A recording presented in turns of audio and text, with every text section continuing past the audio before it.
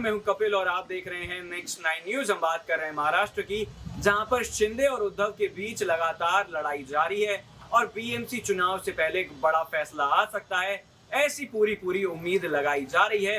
क्योंकि कहा यह जा रहा है कि 5 जजों की पीठ ही इस बारे में फैसला सुनाएगी। सुप्रीम कोर्ट में पूरा मामला है। शिवसेना बनाम शिवसेना की जो लड़ाई है वो साफ तौर पर देखी जा सकती है।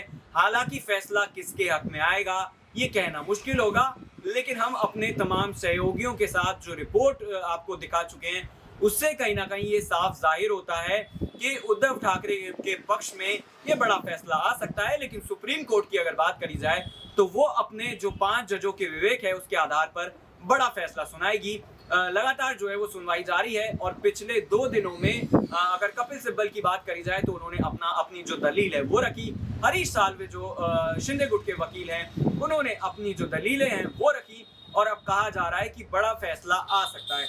आपको बताते चले कि जिस तरीके से महाराष्ट्र में बीते साल शिवसेना के बंटवारे के बाद पैदा हुआ राजनीतिक संकट जो है वो सीधे सुप्रीम कोर्ट पहुंचा और इसको लेकर लगातार तारीख पर तारीख दी जा रही है।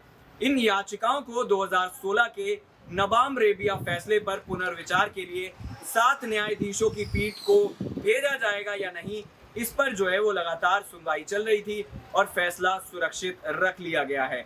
और ये भी कहा जा रहा है कि दोनों पक्षों के वकील जो हैं उनको कहीं ना कहीं उन्होंने अपनी दलीलें रखी। और अब जिस तरीके से कहा जा रहा है कि लोकसभा जैसा बड़ा चुनाव है और इस चुनाव से पहले अगर एक बड़ा फैसला आता है तो कहीं ना कहीं दोनों में से एक गुट को राहत मिल सकती है।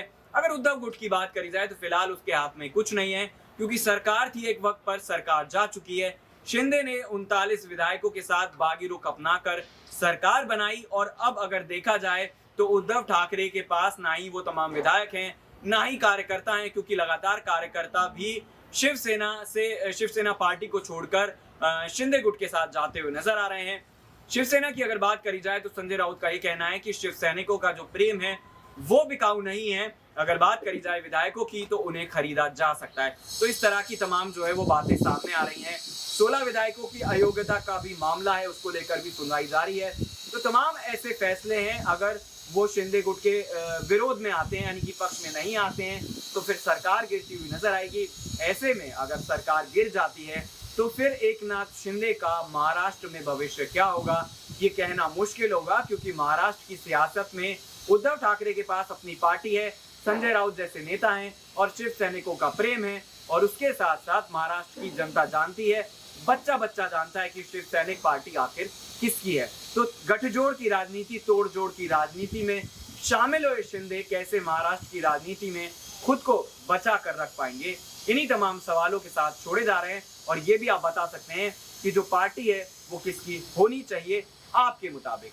फिलहाल इस खास पेशकश में इतना ही।